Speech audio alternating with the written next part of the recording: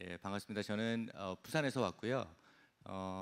동네 중앙교회 청년교회를 담당하고 있는 전영 목사라고 합니다. 그리고 예라모십이라고 조그마한 찬양팀을 지도하고 있습니다. 여러분들 오늘 만나뵙게 돼서 정말 반갑고요. 오늘 말씀 제목을 뭐라고 잡았냐면 대반전의 은혜라고 잡았습니다. 신앙생활을 이렇게 쭉 하면서 뭐 항상 느끼는 거지만 더더욱 절절히 느끼고 절실히 느끼는 것 중에 하나는 뭐냐면 이 하나님이 정말로 우리에게 위대하신 분이시구나, 하나님께서 우리를 정말 사랑하시는구나, 그리고 우리의 믿음을 저버리시지 않으시는 분이시구나, 하나님께서 정말로 우리를 계획하시고 또 우리의 앞날까지 미리 예비하시는구나, 이런 생각을 많이 하게 됩니다. 사실 우리 평범하잖아요. 우리가 살아가면서 또 청년의 때에, 그리고 나이가 한 살 한 살 먹어가면서 정말 많이 느끼는 것은 이 세상이 나의 힘으로 될 수 없는 일들이 훨씬 더 많이 생기는구나, 이런 것들을 참 많이 느끼게 됩니다. 그런데 우리는 연약하고 또 우리는 평범하죠. 또 우리는 가진 것이 많이 없습니다. 하지만 하나님께서 우리와 함께 하시고 또 우리를 인도해 주시고 또 하나님께서 우리와 동행해 주시기 때문에 우리가 오늘을 살아갈 수 있고 또 오늘을 허락받지 않았나, 이런 생각을 하게 됩니다. 하나님께서 그야말로 우리에게 대반전의 은혜를 허락하시는 때가 참 많이 있는데요. 우리 성경 보면 그 언약궤 만든 장면 나오거든요. 언약궤는 이스라엘 백성한테는 하나밖에 없는 것 아니겠습니까? 굉장히 중요한 거고 굉장히 소중한 건데, 민수기에 보면 이 언약궤를 만드는 재료에 대해서 이렇게 쭉 설명을 해놔요. 뭐라고 설명해 놓냐면 그 언약궤를 만드는 나무를 무슨 나무로 만드느냐, 이 씨띠나무로 만든다 그러거든요. 근데 이 씨띠나무가 찾아보니까 우리나라 말로 하면 아카시아 나무 정도 되는 것 같아요. 근데 이 아카시아 나무가 뭐냐면 이 당시에 팔레스타인 지역에 가장 흔한 나무, 그러니까 길 가면 쳐다볼 수 있는 나무, 길 가서 나무 있어서 쳐다봤는데 그 나무 이름이 뭐냐? 그 나무 이름이 씨띠나무라는 거예요. 그러니까 굉장히 흔하디 흔한 나무로 언약궤를 만들었다는 거죠. 제가 언약궤 보면서 그런 생각한 적 있었거든요. 언약궤 이스라엘 백성한테 굉장히 중요한 거 아닙니까? 하나밖에 없는 건데 하나밖에 없으면 금 정도로 만들어줘야 되지 않나? 그러니까 나무를 쓰더라도 우리 가구 만들 때 유럽에서 수입해가지고 만들고 그러지 않습니까? 그런 것처럼 정말로 귀한 걸로 언약궤 만들어야 되지 않나, 이런 생각 참 많이 했거든요. 많이 했는데 성경 보니까 의외로 언약궤를 만드는데 뭘로 만든다고 얘기를 하고 있냐면 씨띠나무, 그러니까 가장 흔하게 찾아볼 수 있는 바로 그 나무로 언약궤를 만들었다는 거예요. 그러니까 이렇게 해석할 수가 있는 거죠. 흔하디 흔한 나무를 가지고 하나밖에 없는 가장 소중한 것을 만드시는 분이 바로 우리 주님이시라는 거예요. 우리의 삶에 한번 적용해 볼까요? 우리는 연약하지요. 우리는 어쩌면 흔하디 흔한 존재일지 모르겠습니다. 그리고 누구의 도움 없이는 살아갈 수 없는 아주 부족한 인간일 뿐이고요.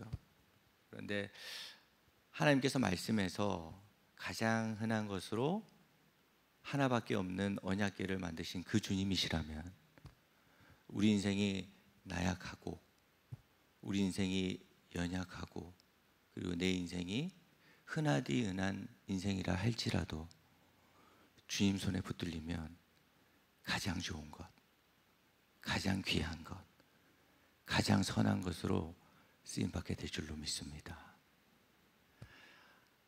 말씀 보면서 그런 생각이 들더라고요. 오늘이라는 시간이죠. 하나님께서 은혜를 주실 때 보면 하나님께서 강력하게 은혜를 주실 때가 있는가 하면, 은혜를 주실 때 하나님께서 이렇게 툭툭 던져 놓으실 때가 참 많은 것 같아요. 마치 성경에 나오는 밭에 감추인 보화 이야기처럼 하나님께서 밭에 보화를 이렇게 툭툭 던져 놓는 것처럼 하나님께서 은혜를 우리의 삶의 순간순간마다 이렇게 툭툭 던져 놓으실 때가 참 많은 것 같아요. 저희 집에 어릴 때 단칸방 살았거든요. 단칸방 살았는데 도둑이 들었습니다. 도둑이 들었는데 뭐 집에 그렇게 귀한 거라든지 비싼 거 이런 거 있지도 않았지만 집에 들어가 보니까 이불장이고 뭐 농이고 찬장이고 다 뒤져놓은 거예요. 다 헤쳐놓은 거예요. 무서울 정도로. 근데 저희 집은 거기에 넣어놓을 귀한 게 없었거든요. 다 헤집어 놓은 거야. 근데 어머니가 화장대 컵 안에 연필이랑 반지를 넣어놨나 봐요. 근데 그건 안 찾아봤더라. 그러니까 귀한 거면 귀한 건데 이 귀한 걸 이렇게 툭툭 던져놨을 때 오히려 발견하지 못하는 것처럼, 반대로 얘기해서 우리가 밭에 감추인 보화, 이 밭에 감추인 보화의 어떤 진가를 아는 사람은 모든 것을 다 털어서 이 밭을 사들이려고 그러지 않습니까? 우리의 예배가 바로 그런 예배가 아닌가 이런 생각이 듭니다. 우리에게 새벽기도, 그리고 우리에게 주일 예배, 우리에게 금요철야, 우리에게 수요 예배, 흔하디 흔한 예배일지 모르겠어요. 하지만 이 예배, 흔하디 흔한 이 예배를 드릴 때 하나님께서 우리를 위해서 밭에 감추인 보화처럼 우리에게 가장 필요한 은혜를 우리에게 그 안에 숨겨 놓으셨다는 거예요. 저는 우리의 예배가 그런 예배가 되기를 간절히 소망합니다. 우리에게 어쩌면 흔하디 흔한 예배일지 모르겠지만 주님, 오늘 이 예배를 통해서 나에게 가장 필요한 말씀을 주실 줄로 믿습니다. 오늘 말씀을 통해서 선포되는 이 말씀이, 주님의 말씀이 곧 나의 말씀이고 나를 향한 말씀이고 나의 미래를 위한 말씀이고 나를 이끄시기 위한 말씀인 줄로 믿고 제가 받아들이고 삶에 나가서 그렇게 살도록 노력하겠습니다. 우리가 그 마음으로 예배를 드릴 때에 하나님께서 성경에 나오는 이야기는 약속 아니겠습니까? 성경에 나오는 얘기를 믿을 때에 하나님께서 그 은혜를 우리에게 동일하게 허락하신다는 거 아니에요.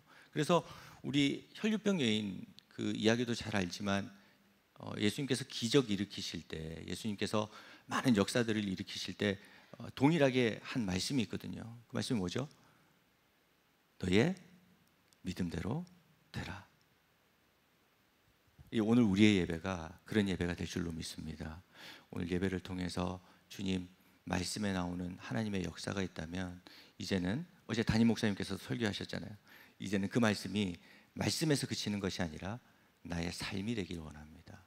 그 말씀의 역사가 내 삶에서 동일하게 일어나기를 간절히 소망합니다. 우리가 그 믿음으로 예배를 드릴 때에 주께서 우리에게 준비하신 그 보화 같은 그 은혜, 나에게만 주실 수 있는 바로 그 은혜, 내 삶이 광야와 같을지라도 때에 따라 주시는 그 은혜, 만나와 같은 은혜를 우리에게 동일하게 허락해 주실 줄로 믿습니다. 여러분들, 우리가 무슨 일을 하든지 간에 기본이 중요하죠.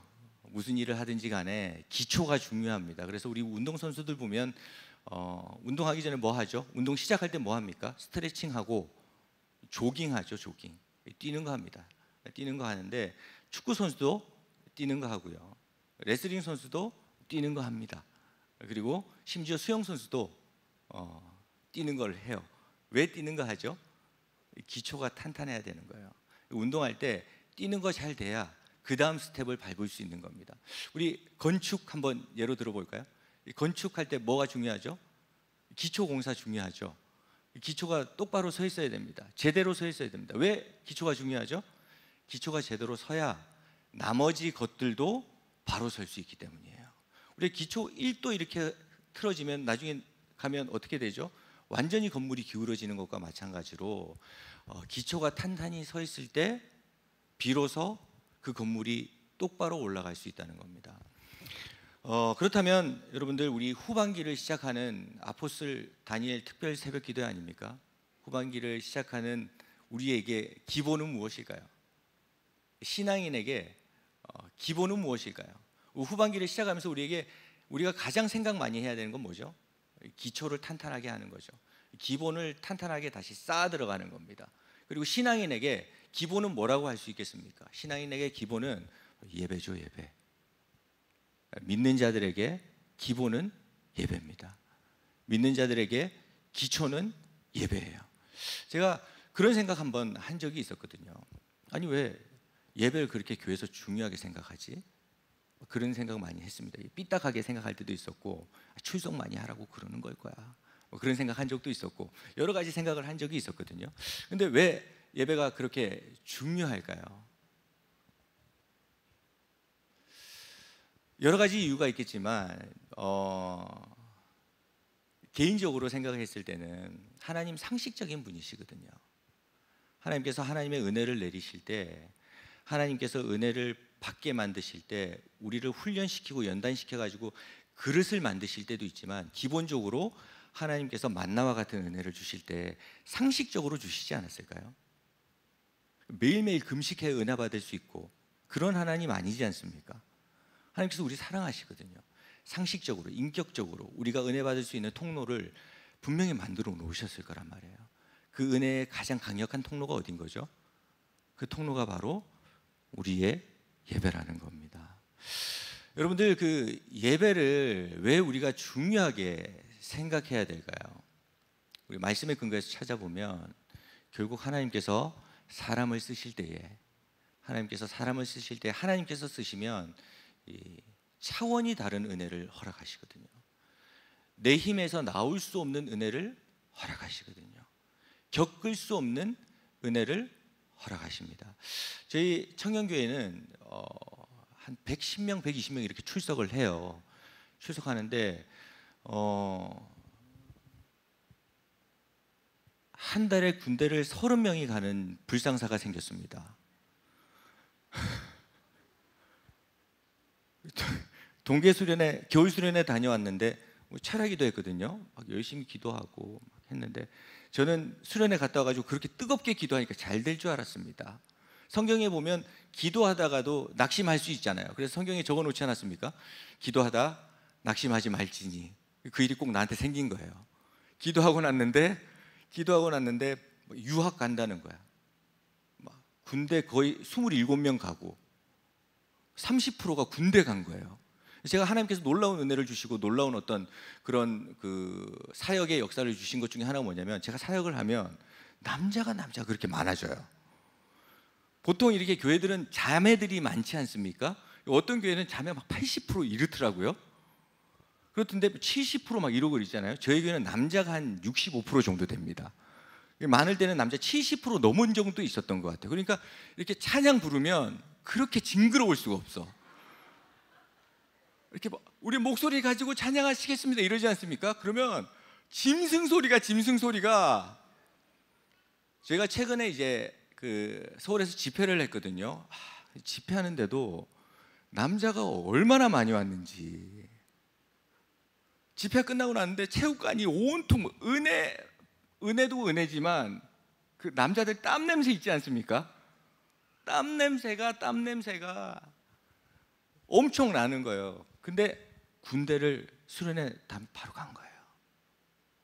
찬양팀 오늘 저 은혜 정말 많이 받았거든요. 첫 찬양부터 찬양팀 2명 남은 거예요. 2명 남았는데 남아도 어떻게 남는 자들이 그런 자들만 남습니까? 한 명은 성대 결절이 중학교 때부터 와가지고 노래 못 부르는 청년 1명. 근데 걔가 싱어야. 그리고 한 명은 피아노 6개월 배운 청년 1명. 남아도 그렇게 남았더라고. 네, 여러분들, 밭에 감추인 보화처럼 하나님께서 그 은혜를 주시죠. 근데 어떻게 주시죠? 믿음대로 주시거든요. 그 청년들이 고백을 하더라고요. 저는 감추려고 했죠. 왜냐하면 여러분들, 그 부교육자들에게 성도수가 줄어든다는 건 얼마나 힘든 얘기일까요?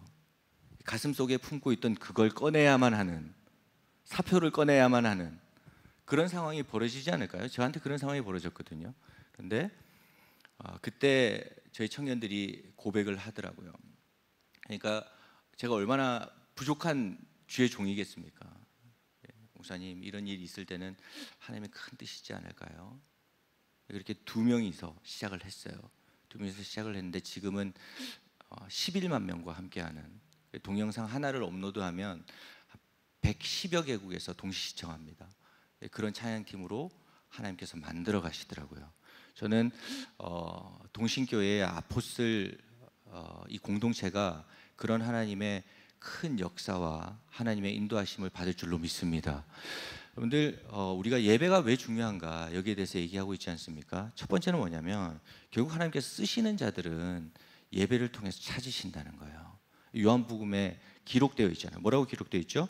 아버지께 참되게 예배하는 자들은 영과 진리로 예배하는 예배할 때가 오나니 곧 이때라. 그 다음에 뭐라고 나오죠? 아버지께서는 자기에게 이렇게 예배하는 자들을 찾으시느니라. 무슨 말입니까? 그러니까 예배자를 찾고 있다는 거죠. 삶의 예배도 예배자겠지만 우리가 문자 그대로 받아들이면 하나님께서 예배자를 찾으시는, 하나님께서 쓰실 때 누구를 쓰신다는 겁니까? 결국 예배의 자리로 나오는 그 자들을 하나님께서 사용하신다는 거예요. 하나님께서 예배 드리는 자를 만나 주신다는 겁니다. 저는 이렇게 제가 왜 은혜 받았냐면 새벽에 이렇게 밴드 사운드를 정확하게 내면서 찬양 인도하기 쉽지 않거든요. 보통 피아노로 하고 나와서 인도자들 인도하고 사실 그렇게만 해도 대단한 거예요. 근데 제가 이렇게 짧은 세월이지만 사역을 하면서 쭉 느낀 거는 우리가 하나님께 헌신하고 하나님께 나아가고 섬기는 거 있지 않습니까? 이런 것들을 하는 게 세상에서 볼 때 좀 나약해 보일 수 있어요. 세상에서 볼 때 좀 부족해 보일 수 있습니다. 근데 그것도 한때인 것 같아요. 그 시기를 건너가잖아요.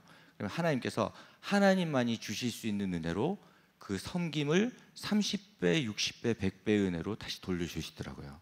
그게 하나님의 역사인 것 같습니다. 그래서 여러분들 예배자로 나오시지 않습니까? 이제는 우리 예배자가 중요한 거예요. 교역자도 중요하고 목사님도 중요하고 전도사님도 중요하고 집사님, 장로님 다 중요하겠지만 사실 이 예배의 자리에 앉아있는 우리 스스로가 가장 중요하다는 겁니다. 왜냐하면 하나님께서는 이 목사님에게도 하나님이 주시는 큰 계획함이 있겠지만 우리가 이렇게 만난 데는 하나님의 큰 뜻이 있겠죠.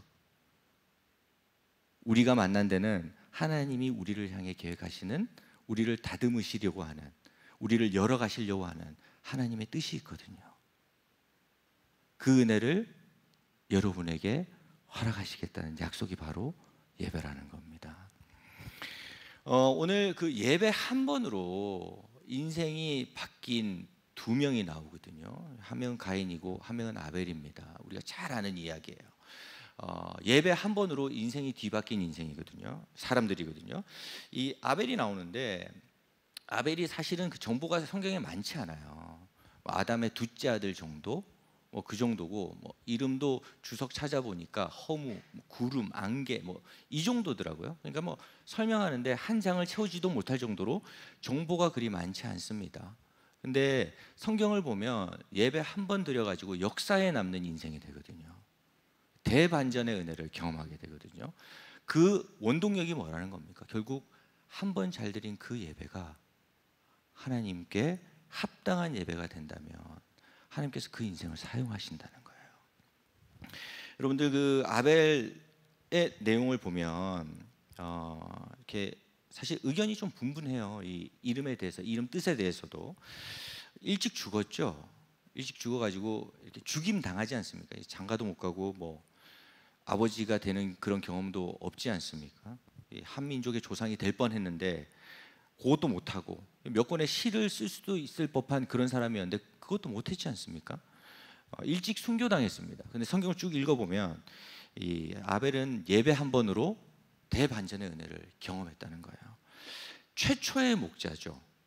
최초의 동물 제사를 드린 사람이죠. 그리고 히브리서 오늘 11장 보니까 말씀에서 뭐라고 기록을 하고 있냐면 죽었지만 그가 계속해서 말하고 있다. 그의 인생이 역사를 거듭하면서 더더욱 회자되고 있다. 이렇게 풀이할 수 있지 않을까요? 오늘 말씀에 보면 뭐라고 나오냐면 그가 죽었으나 그 믿음으로 그가 말하느니라. 여러분들 아벨이 학식이 뛰어났다는 얘기가 성경에 없잖아요. 이렇게 목 축업하는 사람 아닙니까? 크게 잘난 게 없거든요. 능력이 많은 사람도 아니거든요. 그런데 하나님께서 그 아벨을 쓰십니다. 뛰어난 인간관계가 있었던 것도 아닌데 하나님께서 그 인생을 쓰신다고요. 왜 쓰셨죠? 예배의 자리로 나온 그 자를 하나님께서 쓰신다는 겁니다. 여러분들 예배가 왜 중요할까요? 또 하나의 이유가 있어요. 그게 바로 뭐냐면 예배를 통해서 하나님께서 때에 따른 은혜를 주시거든요. 나에게 가장 필요한 은혜를 우리에게 주신다는 겁니다. 뭐를 통해서? 예배를 통해서 우리에게 주신다는 거예요. 히브리서 4장에 보면 이런 말씀이 있어요. 어떤 말씀이 있냐면 긍휼함을 얻는 은혜를 주시고 그 다음에 때에 따른 은혜를 주신다 그러거든요. 누구에게 주신다 그러죠? 담대히 은혜의 보좌 앞에 나아가는 자들에게 그 은혜를 주신다는 겁니다. 여러분들 사실 히브리서는 거의 지금 세태랑 거의 비슷한 거 아니겠습니까? 코로나 터졌잖아요.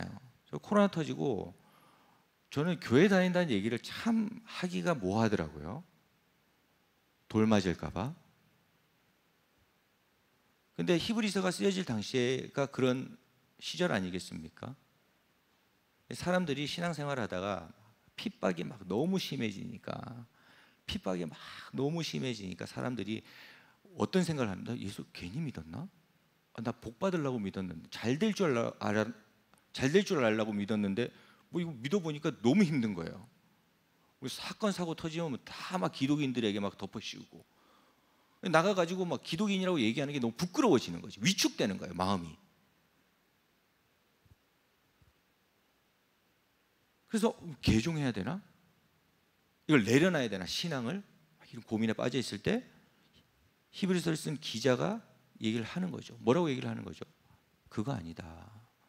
그럼에도 불구하고 은혜의 보좌를 지키는 자들에게, 은혜의 보좌 앞에 담대히 그럼에도 불구하고 나아가는 자들에게 하나님께서 어떤 은혜를 주신다고요? 그때 가장 필요한 은혜를 그 자들에게 허락하신다는 겁니다. 만나와 같지 않겠습니까? 만나 광야 생활하는데 농사를 지을 수가 없잖아요. 먹고는 살아야 될 거 아니야. 싸간 음식 있으면 뭐 며칠이나 갔겠습니까? 먹을 게 없는데 하나님께서 뭘로 주시죠? 만나를 주시거든요. 그날에 필요한 딱 은혜를 주시는 거예요. 여러분들 예배 새벽기도 이렇게 나오지 않습니까? 그날이 괜히 조금 뿌듯하지 않습니까? 예배를 나온 것만으로도 그날의 어떤 나의 신앙생활을 다한 것 같은 그런 일이 생기거든요. 근데 그것도 굉장히 좋은 것 같아요. 제가 드리고자 하는 말씀은 뭐냐면 저는 예배를 어떤 거라고 생각을 하냐면요, 예배 나의 시선이 주님의 시선으로 바뀌는 공간이거든요. 그게 바로 예배입니다. 그게 바로 예배인데 우리가 도식적으로 한번 생각해 볼게요. 우리 새벽기도 이렇게 한번 나오잖아. 한번 나오면 그렇게 은혜될 수가 없어요. 말씀이 무슨 말씀인지 기억이 안 나. 잔다고 기억이 안 나요. 잔다고 기억은 나지 않지만 주님의 성전들을 밟았다는 그 이유 하나만으로도 내 마음에 어떤 은혜가 가득하죠. 그죠? 그리고 집에 가는 길이 그렇게 오늘 아무것도 안 해도 될 것 같은 거야. 왜냐하면 주님 앞에서 뭘 다 한 것 같은 거야. 그죠? 여러분들 일주일에 한 번 예배를 드리잖아요. 일주일에 한 번 예배를 드리면 내 자신이 어떤 리프레시 되는 게 며칠에 한 번씩 오는 겁니까? 7일에 한 번씩 오는 거죠. 제가 이렇게 한번 얘기를 드려볼게요. 수요 예배를 왔다고 생각을 해봅시다. 수요 예배를 왔다고 생각. 3일에 한 번 오는 거죠. 그럼 내 자신이 주님의 시선으로 바뀌는 그 갭이 며칠 만에 다시 나에게 새로운 기회가 생기는 거예요. 3일 만에 생기는 거죠. 매일매일 새벽 기도 드린다고 생각해 보세요. 그럼 매일의 아침이 나의 생각은 비워지고 주님의 생각으로 가득 차는 하나님의 은혜를 누릴 수 있게 된다는 겁니다. 여러분들 우리가 예배 한 번 드린다고 큰 변화가 있거나 이렇게 못 느끼잖아요. 근데 사실은 그때조차도 주님께서 그 삶에 역사하신다는 겁니다. 여러분들 어떤 예배자가 되면 좋을까요? 우리는 오늘 말씀을 보면서 인생이 바뀐 그 두 명을 봤습니다. 예배 한 번으로 바뀐 거예요. 예배 한 번으로 바뀐 건데 어떤 예배자를 하나님께서 원하실까요? 가인과 아벨 이야기, 너무 잘 아는 이야기입니다. 너무 창세기에 나오는 얘기잖아요. 저는 청년 때는 이게 히브리서에 있는지 몰랐어. 근데 히브리서에 또 있더라고요. 신학하고 나서 보니까. 하나님께서 원하는 예배자의 모습이 있을 거 아닙니까? 어떤 예배자의 모습을 원하실까요? 한번 따라해 볼까요? 처음 것을 드리라. 한 번 더 해보겠습니다. 처음 것을 드리라. 벌써 겁나지 않습니까? 처음 것 다 드려야 되나? 제가 이렇게 조금 얘기를 드려볼게요. 처음 것을 드리라 말은 마음의 전부를 드리라는 거예요. 예배의 자리로 나왔을 때 믿음의 예배를 드리라는 겁니다. 오늘 주님, 오늘 예배를 통해서 내 인생이 주님께로 더욱더 가까이 갈 줄로 믿습니다. 내 눈에 보지 못하는 것까지 주께서 내 길을 견인해 주실 줄로 믿습니다. 믿음의 예배를 드리라는 거예요. 여러분들 창세기에 동일한 말씀이 나오는데 창세기 4장에 나오거든요. 세월이 지난 후에 가인은 땅의 소산으로 제물을 삼아 여호와께 드렸고 아벨은 자기도 양의 첫 새끼와 그 기름으로 드렸더니 여호와께서 아벨과 그의 제물은 받으셨으나, 이렇게 무슨 말입니까? 가인은 곡식 중 일부를 드린 거거든요. 근데 아벨은 처음 것을 드린 거예요. 여러분들, 그런데 하나님께서 아벨 것을 받았다는 겁니다. 여러분들, 하나님께서 왜 아벨 걸 그렇게 중요하게 생각했을까요? 이 처음 것 드리는 것 있지 않습니까? 사실은 전부를 드리는 겁니다. 왜냐하면 처음 것이 나기 전에는 아무것도 없었거든요. 그리고 처음 것이 났다 하더라도 아직 미래를 장담하지 못합니다. 왜냐하면 아직 두 번째 것이 나지 않았으니까. 그러니까 첫 번째를 드린다는 건 뭐냐면 내가 가진 전부를 드리는 거예요. 얼마나 걱정됐을까요? 그래서 오늘 성경이 얘기하잖아요. 아벨에게 믿음이 있었다고. 어떤 믿음이 있었을까요? 주님, 지금까지 날 지켜온 주님이시라면 나의 오늘도, 나의 내일도, 나의 앞으로의 삶도 주님께서 인도해 주실 줄로 믿습니다. 이 믿음이 있었기 때문에 첫 번째 것을 드릴 수 있지 않았을까요? 우리의 예배가 이렇게 되어야 된다고 생각합니다. 예배당에 나왔을 때 어떤 마음으로 나오든지 간에 주님, 내가 오늘 주님 만나고 싶습니다. 주님이 원하시는 것이 무엇일까요? 주님을 고백하는 거거든요. 우리가 예배당에 나올 때 위로받으려고 나올 수도 있습니다. 새로운 힘을 얻기 위해서 나올 수도 있습니다. 하지만 그 중간에 뭐가 있어야 되냐면, 그 중심에 뭐가 있어야 되냐면, 주님, 내가 주님 만나기 원합니다. 그래서 우리 예배자들에게는 마음의 동기가 중요합니다. 하나님께서 그 마음을 보신다는 거예요. 우리의 마음에 무엇이 들어있는지 보신다는 겁니다. 예라모십을 하면서 첫 번째 자작곡을 냈을 때 많이 부끄러웠던 적이 있어요. 주님의 시선이라는 곡인데 첫 번째 곡을 내다 보니까 제가 예배자 이런 얘기 정말 많이 했거든요. 저희 청년 성도님들한테 여러분들 예배자가 돼야 됩니다. 우리 함께 예배 드려야 됩니다. 제가 그 얘기 정말 많이 했거든요. 많이 했는데 막상 자작곡을 내려고 하니까 제 마음에 은근히 무슨 마음이 드냐면, 그래도 좀 화려했으면 좋겠는데, 그래도 좀 잘 됐으면 좋겠는데, 세상이 들어도 감동받았으면 좋겠는데, 그런 생각을 엄청 하고 있는 거예요. 제 마음속에 이미 주님이 없는 거죠. 곡이 너무 안 나오는 거야. 제가 막 생각하는데 이거 너무 단순하고 막 촌스럽고 이러는 거예요. 그래서 제가 막 기도했어요. 하나님 이왕 뭐 주실 것 좀 제대로 주시면 안 됩니까? 눈에 보이게 좀 주시면 안 됩니까? 하나님, 뭐 이렇게 화려하게 만들어가지고 세상에서 복음 선포하겠다는데 뭐 그게 그렇게 잘못됐습니까? 제가 막 이렇게 막 기도했어요. 예배당에서 막 기도했습니다. 울면서. 답답하니까. 제가 그때 사역하면서 엄청 힘들 때였거든요. 그때가. 근데 기도 한참 하고 있는데 하나님이 그러더라고요. 하나님이 꼭 그렇게 나한테 얘기하는 것 같았어요. 가슴에 꼭 그렇게 새겨주는 것 같았어요. 전 목사야, 예배곡 만들고 싶다며. 네 이야기를 쓰지 말고 하나님의 얘기를 써라.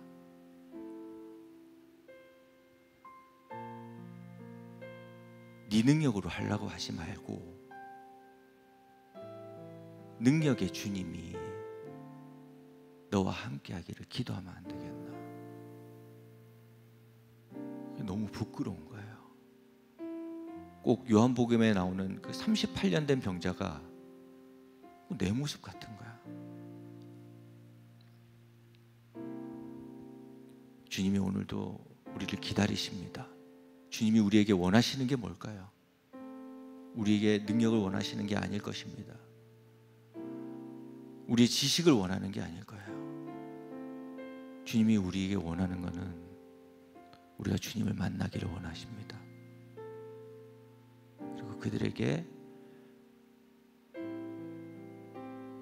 주님의 손을 뻗쳐주시는 거예요. 능력의 주님께서 우리와 함께 하신다는 겁니다. 저는 우리의 오늘의 예배가 그렇게 되길 원합니다. 주님의 시선 여전히 날 비추고 계십니다. 그래서 예배드리는 우리에게 나의 상처난 마음에 주님의 회복을 허락해 주실 줄로 믿습니다. 여러분들, 우리 이제 기도할 거거든요. 우리 기도할 때 이런 마음으로 기도했으면 좋겠습니다. 하나님, 우리의 예배가 주님 만나는 예배 되기를 간절히 소망합니다. 그래서 우리의 삶이 주님 만나는 삶이 되기를 간절히 소망합니다. 우리와 함께하여 주시옵소서. 여러분들, 결단에 찬양하고 함께 기도하도록 하겠습니다.